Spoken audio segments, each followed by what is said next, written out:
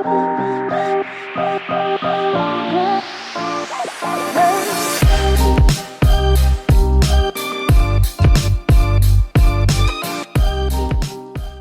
I'm here with Chris Melink, top Dish One satellite sales rep. Thank you for joining Can't Knock This, and excited to have you here. Absolutely. I'm stoked to be here, for sure. So let me give you a little background on Chris, just because he probably doesn't want to brag about himself. Well, actually, I'll make him do it, fine. But a little background on Retro. Look at this. I'm wearing a legitimate platinum sweatshirt right now. I just thought I'd throw that plug in there because antiques are they are there. That was my first It's plug. like a Goodwill special right there. Yeah, Goodwill special right here. No, but thank you for joining. So tell us a little bit about you and your story of how you got into door-to-door and kind of what you've done. Yeah. So like a lot of guys, my first summer was 2010. I was recruited out of Boise State. I was going to school over in Idaho, and I had a really good friend that the year before had gone off and sold a bunch of accounts and made a bunch of money. And previously to that, he'd actually tried to recruit me that summer before. And he told me, like, hey, dude, come out. I'm selling alarm systems. They say we'll make 20 grand, 25 grand.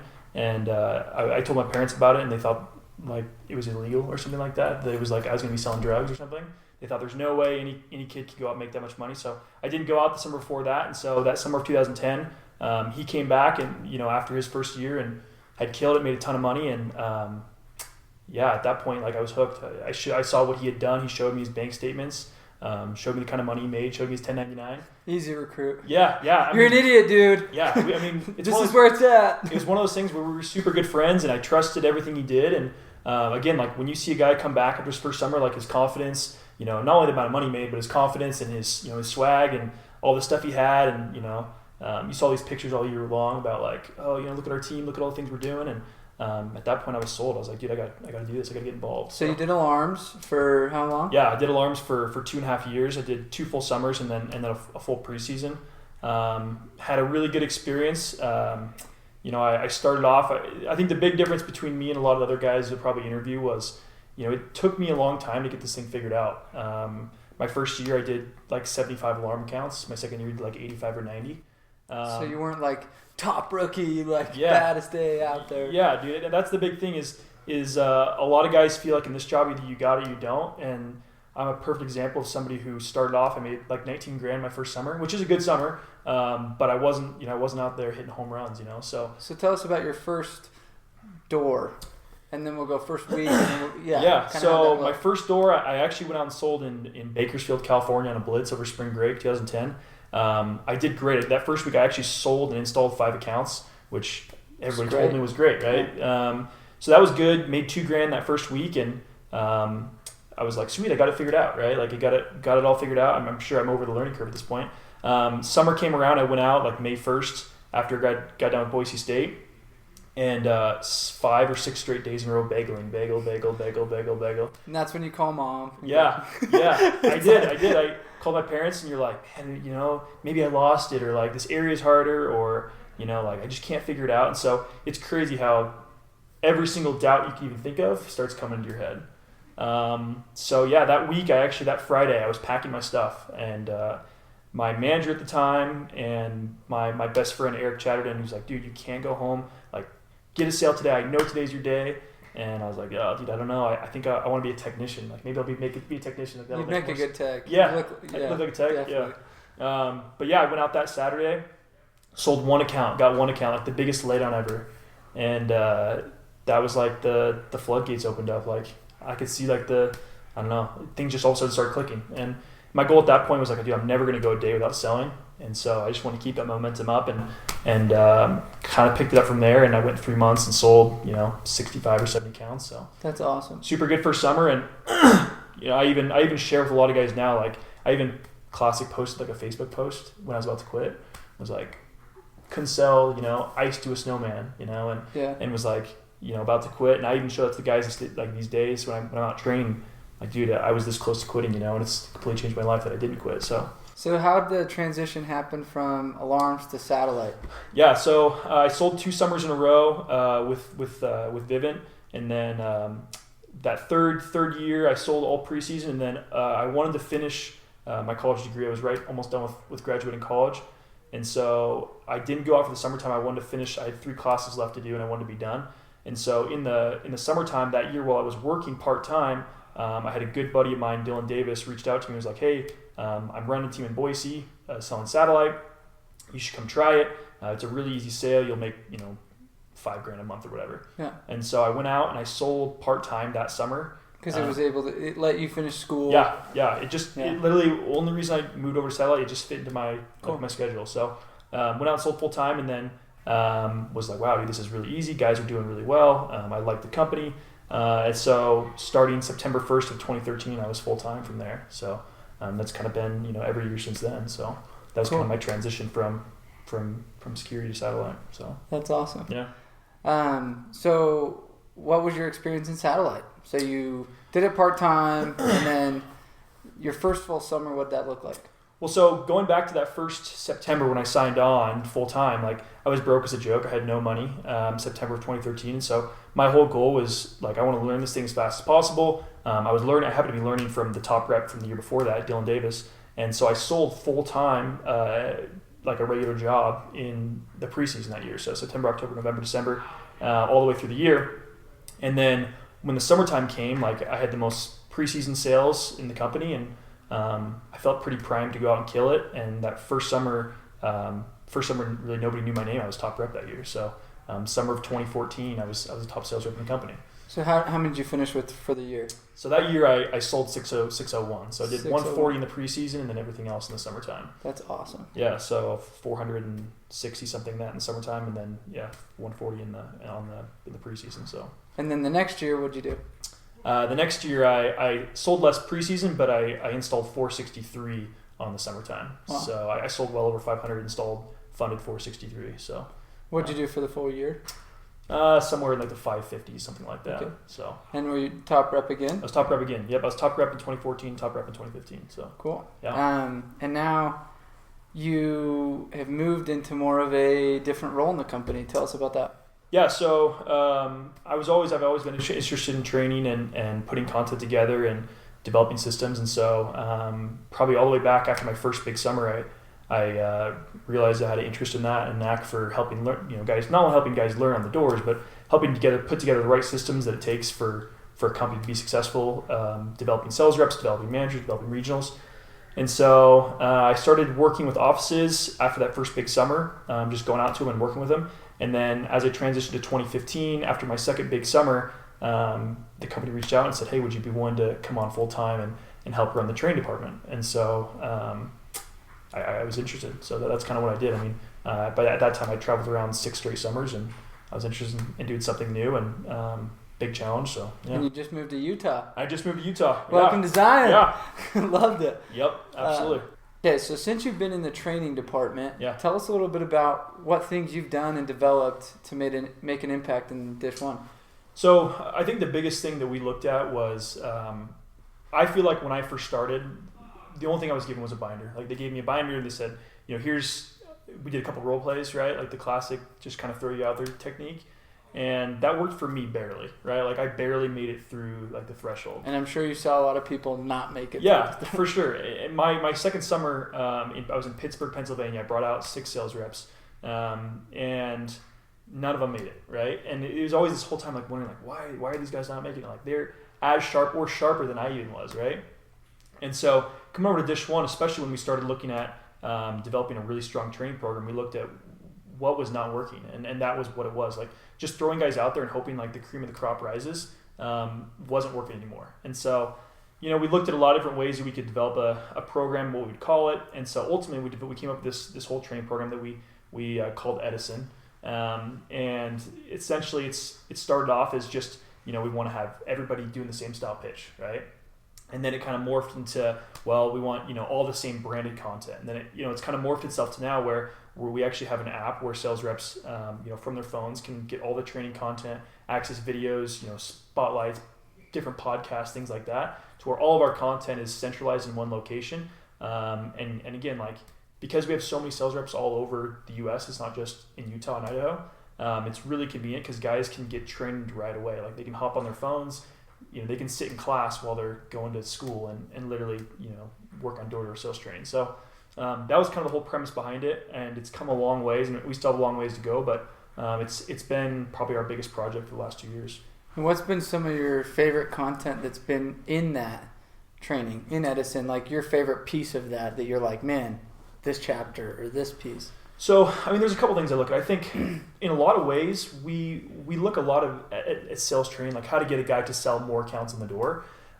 We didn't feel like industry-wide, or especially with our company, but industry-wide as well, that there was enough focus on manager training and then recruiting training. Yeah. And so we did 100%. We did a ton of. I mean, we have probably 130-page book right now just dedicated to how to teach guys how to be good managers. Wow. All the tips and tricks, assign area, how to take advantage of your area, all those little things that... Yeah, because it's like, be a manager, a good sales rep. Yeah. You should be a good manager. Right. And nobody told me how to manage when I started managing. Yeah, I mean, how do you do a good one-on-one? How do you set up good incentives? How do you do those types of things that, again, we assume a second-year sales rep or a third-year sales rep, after they've been, top performer in the office, naturally knows how to do that, but we found like a lot of our good offices or good sales reps weren't good managers. And so our big focus has been on teaching guys to manage, and then also teaching guys how to recruit, how to be, how to take advantage of all the different ways to recruit now with social media and networking. And, there's a dozen different ways, that we do it now. So we want to put together a thing where we can hand a new manager or a guy who wants to be a new manager and say, hey, it's important to be able to sell. We already have a sales manual for that. Here's a sales manual to manage and recruit. So let's say I'm an up and coming manager. I want to do this long term. I maybe have sold for a summer or two, and I'm like, I want to manage. What advice have you found that's really been pertinent in that management 130 pages or whatever? Do you feel like people could really pull from? So the biggest things I've felt strongly to when it comes to successful managers and advice that I give them is first and foremost leading by example. There's a concept that I pulled from actually a painting company years ago. This concept of half-ass, quarter-ass. Essentially, that whole mentality is like, if you do it, half-ass, your guys are going to do it quarter-ass. If you do it all the way, your guys will do it halfway, right? At least that's the hope. And so with that mentality, like we train guys to do everything they do, whether it's selling the doors or following the schedule or living a healthy life, those kinds of things. Like we tell them, like, you got to remember, if you do it all the way, they're going to hopefully do it halfway. Yeah. Right? Like, that's the hope. No, it's so true. And I sell 4, you do 2. Right. I do 1, you do 0. Right. If the managers aren't throwing down big time, like the sales reps aren't going to throw down big time. So that was the big thing that out of the whole thing, if I can think of to kind of like compress it down to, that's one of the biggest things that we focus on is making sure our managers are the top reps in the company, first and foremost. Cool. And then you also wrote a book. I did. So tell me a little bit about this book that you wrote. And this was prior to you being in the training department or after? It was prior, yeah. Prior. Okay, yep. So you just, hey, I want to write this little short book. Tell me. So after my first big summer in 2014, I just had a lot of guys that reached out. And, probably the question that you would get, or a lot of the guys you're going to interview are going to get. And they always say, like, what do you got? Like, what's your special sauce? Yeah. Do you drink this Monster or yeah. the blue Monster? Yeah. It's like, you're like, I don't know. Like, yeah, I mean, like, they're wondering, like, what kind of shirt do you wear, or what's your pitch? That's the one I get the most. Like, what's your pitch? What do you say? And so I got that so much, and I felt like I had kind of an interesting story because I was never that great to start out with, that I wanted to put a book together, and I titled it Transition to the Top, because I felt like for a lot of guys, they're top guys, it's not a transition. Like they're like you said, they're bad A's from the very beginning. They're selling 300 accounts their first summer. But for me, like, because it took me a little bit to get there, I felt like there was a lot of valuable information I could pass on to guys that would maybe help them in their situation, whatever industry they're in, door to door, whatever product they're selling, to climb the ranks a little bit. So tell us a few key nuggets out of the book, from the mouth of the author. I mean, sure. What does it take to transition to the top? So my biggest thing that if I were to compress everything down in that book, are a couple things. One of them is mindset. That to me was the biggest change that I had from, when I was 19 years old selling door to door to, 24 and 25 being a top rep. When I look back when I was 19 years old, like, because I was surrounded by, a bunch of high school or college kids, a bunch of guys who, even though they were great guys, like, they were either not working in the summer or they were working, doing roofing work or whatever, right? They were never pushing themselves. Like, in general, the roof isn't very high. And so for me, the biggest change is coming over to Dish One. Instantly, I was working with a group of guys who were much more competitive. They had much bigger goals. And suddenly like making 20 grand a year, like as a sales rep, was not that good anymore. And so for me, the big transformation came from surrounding myself with more competitive people, more talented people that desired more. And then so that's probably a big part of it. So it's a shift in environment. Shift in environment, absolutely. The next two things I would say are habits, really developing really strong habits to the point where, I'm not wondering whether I'm going to go out and sell 5 or 6. I just know, like, based on my habits, if I follow through with everything I've done the last however many days, like, the numbers will come, right? Focusing on the goal of getting 6 as opposed to the goal of making, 3 or 4 grand in a day type thing. And then, probably the final thing would be work ethic. Like, that's at the end of the day, like, the habits are what drives my work ethic. Like, if your habits aren't in place, you won't work hard because, you're not, you haven't set up a system where you're designed to work hard. So, those are probably the biggest things I would say. And then I talk a lot about, special little tips and tricks, things like that. So, cool. Tracking numbers and how I track my systems and affirmation statements and things like that. Okay, so let's dive a little bit more into your habits. You talked about, the habits drive the work ethic. So What's your habits? What's your routine? What's your habits?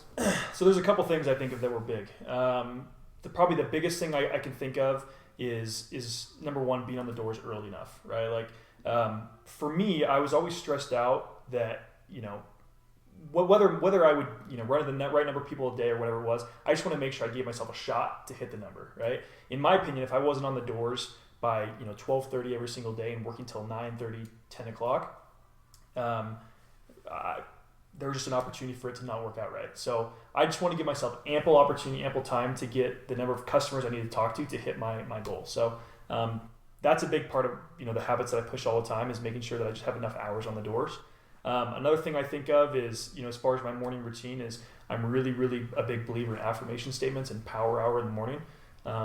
If you're not familiar with like an affirmation statement, it's basically just a positive verse you've come up with in your head or you've written down. What's your affirmation statement? You want to hear it? Yeah, I want to hear it.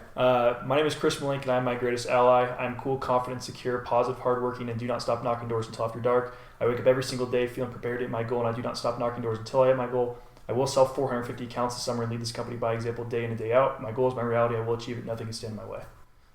Verbatim, memorized, boom, have it on point. I've said that thing thousands and thousands of times. You did not flinch. You were just like, boom, power. I mean, that's a Tony Robbins thing. It's like, I am an abundant, you know what I mean? He even puts like some physiology changes and chest poundings. Do you ever do anything like that? Yeah, absolutely. I mean, my big thought is I would say it all times. I would say it on my my lowest lows, when you just got a door slammed in your face, right? Where you're really emotional about that. I would say it to my highest highs, like my 9th or 10th account for the day, when I'm just walking out of the house at night, when you're literally like, on cloud 9. I would say it in those moments, because to me it was like, I always tell guys this all the time, the best opportunity for you to sell is when you're middle grounded, right? Yeah. Like when you're too high, you see guys all the time, you go out to area and the sales rep in the back, like, dude, I'm going to kill it today. I'm going to go. I'm ready to go. And he's all jacked up. And then he goes out and just has falls a bad day. On his face. Right. I love those dudes. Yeah. And then there's the vice versa, like the guy in the very back who's just like got his hood pulled over his head. I'm like, dude, how you going to do today? And he's just like, whatever, just pissed off. So I've always used it as an opportunity to like level myself and make sure that, when the right customer comes across, like I'm ready to close them. And it became like my anthem for 2 years straight. Like, and I still say it to this day, just because even though I'm not selling as many accounts as I did, I'll still say it to jack myself up. So that's cool. Do you feel like it's kind of anchored you to a mindset or a shift in like, I go to a happy place when I say this? Like, yeah, it's almost like triggered 100%. you. I mean, it's kind of like, the best thing I can compare it to is, I feel like when you're selling at a high level, and your other guys will probably agree, but when you're selling at a high level, it's kind of a lonely place. Like, you don't feel like a lot of people really know what you feel like. Like, I had a girlfriend at the time. I still, we're married now, but I feel like calling her, like, she didn't really know what I was going through. She's kind of be like, well, good luck. I can go sell more accounts. Good luck. And guys that are selling like, ones and twos, like they didn't really know. So it was almost like I had a person to talk to. Like I had a way to get my feelings out, express myself, when there was no other way to do that. Right. So that's cool. I know we talked a little earlier about, you did a little bit of meditation and you kind of started getting into that. Tell us a little bit about that. So that's actually, I've done that. I've gotten actually way into it. So there's an app called Headspace. I don't know if you're familiar with it at all, but It's been a really download it. Amazing. I use the app Calm too. I'm subscribed to both just because it's fun. Oh, you have Headspace too? Yeah, and Calm. Cool. Yeah, I mean, to me, it's been something I've more gotten into lately, but I did use it when I was selling as well. It's been great. It's been life changing. Honestly, so I have a power hour. I talked about that a little bit, where I don't go quite an hour, but I go probably 30 minutes where I'm either studying my content, I'm looking at financial stuff, I'm doing something that's helping me progress every single day, and meditating has been something that's worked its way into that period. So it's just a time where you're able to reflect on what you're doing right now, be present in the moment, and really just kind of take a lot of the stress off that you work through every single day. So tell us about your day. So you did this power hour, you do these morning stuff. Yeah. Let's just talk about the selling day. What time is a sin? I'm on the doors by X, or it's a sin. So I didn't necessarily do it by when I was on the doors, but without fail, I had to have my first sale walking out of the house by 1 o'clock. That was first sale by 1. First sale by 1 o'clock, right? So my whole goal is when I set a goal every single day, I like to break it up. And I know my numbers really, really well, and I know that if I got my first sale by 1 o'clock, and as I'm walking out, the technician's walking in, I know it's going to be a good day. I've got really at that point 8.5 hours plus to get to whatever I need to hit on the day. So what was kind of your daily goal? It's a good day, a normal day should look like it's 5, 4. I mean, 6. Six is my day. Yeah, 6 is my. At one point, I think I did 6 19 days straight, something like that. It's I'll do 6. It's just a routine. Yeah. I mean, that's to me, door to door, the guys you see that are really pushing the envelope, they're doing more and more accounts a day consistently. All they're doing is becoming comfortable with that next step, and they're figuring out what they need to do in their daily habits, whether it's being on the doors earlier, knocking more doors, knocking later, in order to consistently hit that number. What time do you usually knock till? 9:30, 9:40, probably somewhere in there. Cool. Try to do go-backs around that time. Yeah. Did you take a break during this, or did you just go straight through? Yeah, so I don't take a break. I bring 2 power bars with me, and I'll bring water. I'll just carry water in my back pocket. But yeah, I would eat lunch beforehand, and then power bars throughout the day, and then power bar at 3 and a power bar at 6 probably. So do you have any weird? I call them superstitions. Yeah. One of mine is if I'm not wearing a hat and I'm using my scooter, I suck. I'm where's my scooter? It's my comfort. Do you have a weird So I wore the same knocking shirt and the same undershirt for 2.5 straight summers. The same one or the same color? The same one. The same one. How often did you wash Every 2 days. Every 2 days I wash both of them. So that's awesome. I'd go to wash my stuff in the washing machine. It'd be literally 2 articles of clothing. It's just these 2 things. The Nike undersleeve shirt that goes right there. Oh, so you wore a quarter arm undershirt. Yep. The Nike underarm, even dead of summer, dude, I still wear that thing. And then honestly, the shirt was pretty crappy. Looking back on it, all these nice Lululemon shirts now, that shirt was so crappy. I don't even know why the same shirt? Was that a superstition?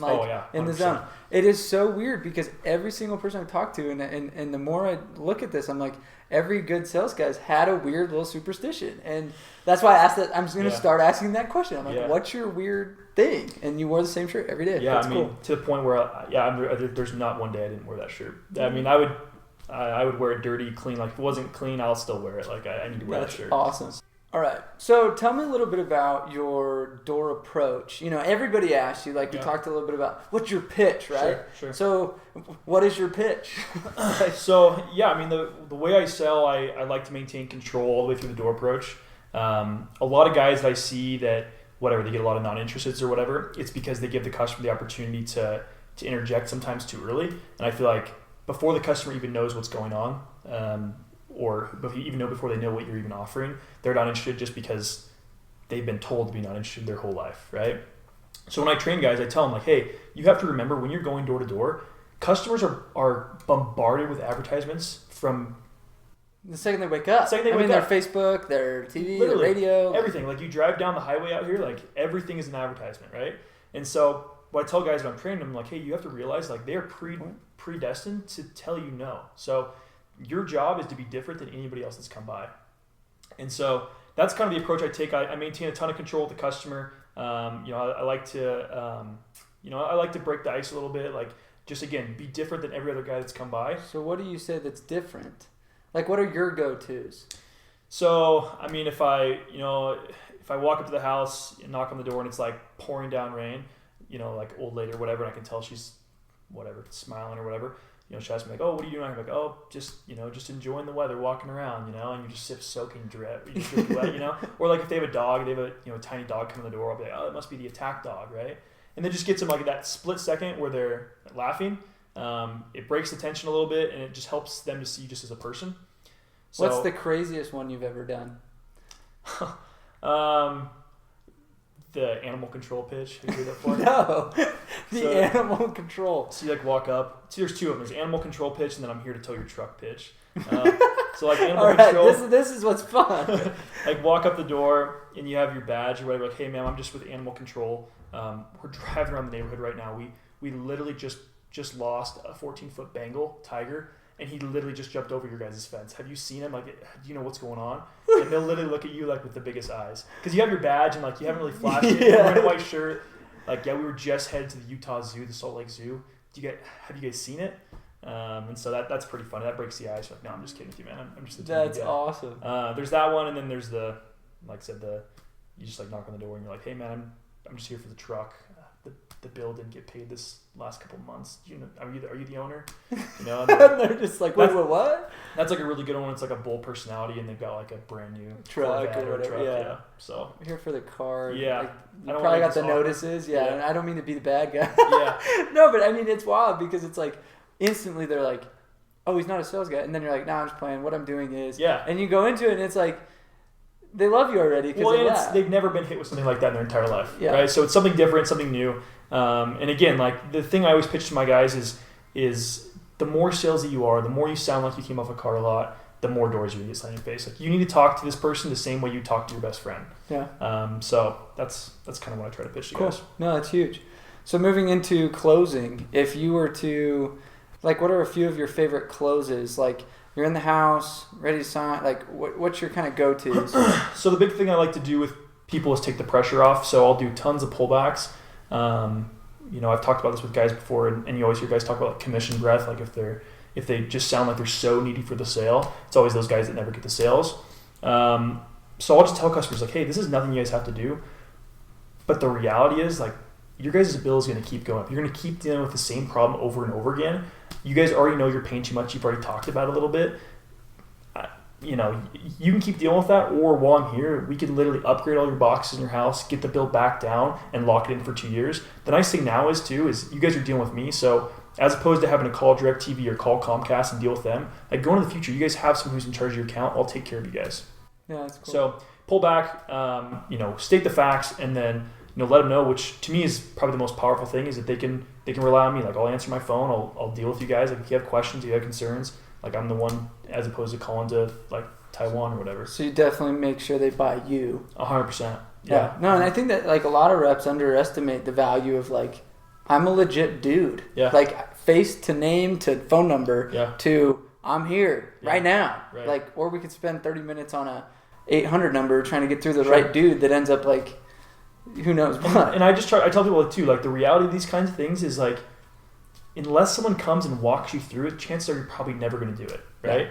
And that's the thing, is like, they always say, oh, well, we'll do it later, or we'll do it, or give us some time. I'm like, yeah, I can for sure give you guys time. I don't want to put any pressure on you, but the reality is, if I can walk you guys through this right now and help you guys make a decision, and then again be in charge of your guys' account, makes it pretty easy. So, and then you just transition. Yep. Cool. Okay, so let's shift gears a little bit. Let's go into, you started a recruiting kind of different spin at Dish One. Yeah.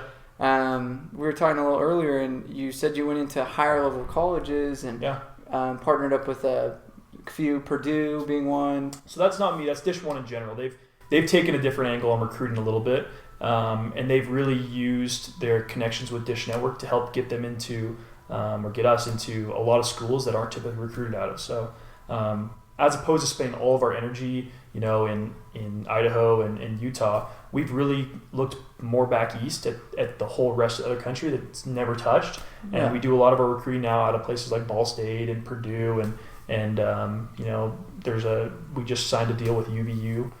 So some really big deals that we're getting recruits out of colleges in a different way than everybody else has. And it's been great. I mean, it's a tough program for sure, but we've gotten a lot of really solid recruits, and built big teams based on just a different recruiting environment you're dealing with in Utah. So how do you pitch a guy that's not come from a return missionary, like Utah, Idaho, we do which a lot of companies do. We talk about an internship, but the big thing with Dish and Dish One is that it is a true internship through the school. So it's a Dish sanctioned internship, and it's already been certified with their school. So when we go into Purdue, we actually have a glass case in their sales department with all Dish One stuff on it, inside it. So it's a way bigger deal than just being like, oh yeah, we offer internships. Like these kids are actually, if they finish the summer selling, they actually receive internship credit. So that's a big part of how we pitch them. But what we found is that we pitch much less on money. I mean, probably 70% about the opportunity and 30% money. Because when you were pitched at Boise, let's rewind. Yeah. It was, you must be selling drugs to make $20,000 this summer as a 19, 21, you know what I mean? Yeah. And you go to these Purdue that never even heard of these door-to-door companies. You pitch them on $20,000. The reaction typically is negative. So what do you? I mean, how do you approach internship? But then, what have you found? So I mean, the first year we pitched really hard. Like, oh yeah, you're gonna make 15 to 17, 20, even $20,000. And we found out that had guys, it worked the opposite for us. Like it was a negative. They felt like it was too unachievable and not realistic. And so because of that, they weren't interested. They felt like it was too hard to achieve. And so we went a different direction, really focused on the opportunity. Our top sales reps, rookie sales reps from those big schools, that Purdue and Ball State, they actually fly to Dish Network corporate and meet with Charlie Ergen and do give a presentation in front of him. And he's like the 16th richest man in the world. He's worth some $1 billion.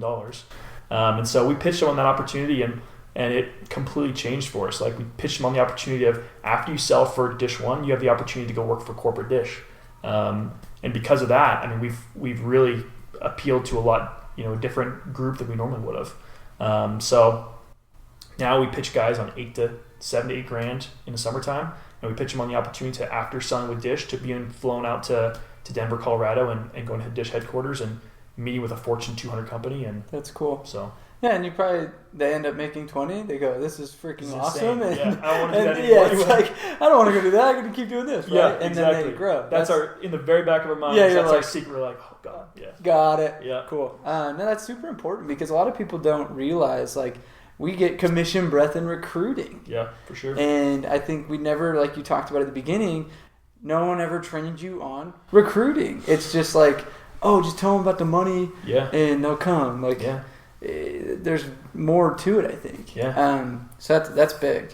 Okay, we're going to shift gears a little bit into management. We talked a little earlier about it, but I want to dive more into running correlation meetings, getting your dudes pumped. Sure. What did you do different that you felt like was successful in a meeting? The biggest thing, I think, first things first, like I always felt like correlations have to have high energy. Let me take it back. Like to have to end on a high. So, like a lot of other offices, do numbers like that. We do a lot of like team or guy versus guy competitions, such and such versus such and such. And the loser has to do something ridiculous. Kind of like a throwdown. Like yep. He's got to shave his head. Thursday if he throwdown, right? Thursday throwdown, yep. Okay. So that was something big. Would they pick what the consequence was? Pick a guy, They pick each other. They pick each other. Yeah, okay. Pick a guy they want to go up against, and then pick whatever the penalty is, right? Okay. We usually did for guys that are going head to head. We always did more penalties than like between those two guys. The biggest thing I feel like with managers is a lot of guys think they have to spend a lot of money on incentives out of their own pocket to get guys really going. And we always felt, my co-manager, I always felt like we could do a lot of little things to help take care of guys. One thing we like to do is take guys out to breakfast quite a bit. So like guys that we kill, we take them out to breakfast the next day for correlation.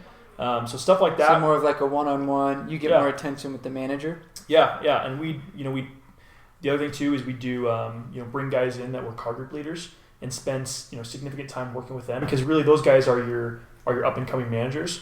And so we have meetings with the three, myself, my co-manager, and then our 3 or 4 car group drivers, right? And just really focus on, hey, like you guys are up and coming. You guys are the leaders in the car. You're the leaders in the field, really. We're driving our own cars, but you guys, besides when we're not around, like you guys are in charge of that group. So empowering those car group drivers. Yep. Yeah, 100%. Make sure that those guys realize like they're they're leaders of the car. They need to be thrown down. They need to be top rep in that car.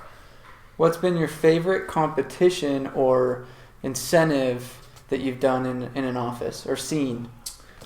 Easy. So we, very beginning of the summer, I feel like in general, a lot of sales reps are broke.